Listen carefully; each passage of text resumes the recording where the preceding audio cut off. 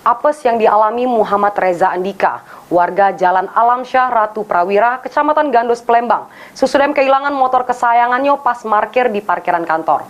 Atas kejadian tersebut, korban ngadu ke polisi.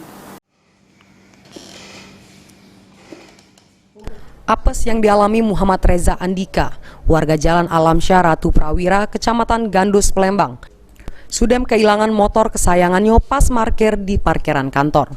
Atas kejadian tersebut, korban datangi sentra pelayanan kepolisian terpadu Polrestabes Palembang bikin laporan polisi. Menurut keterangan korban, motor Honda Beat Nopol B5647 TUL baru ketahuan hilang pas kawannya nak balik.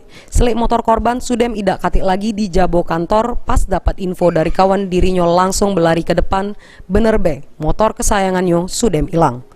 Korban nambah ke motor tersebut sudah jeru keadaan dikunci stang.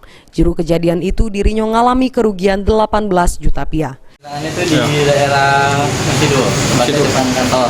Katanya sekitar jam 6 sampai 7-an. Itu posisinya di depan kantor memang. Motor? Baru tahunya itu sekitar pukul jam setengah 8, jam 8. Karena memang pada kondisi itu kawan kan sisa aku berdua dan kawan aku.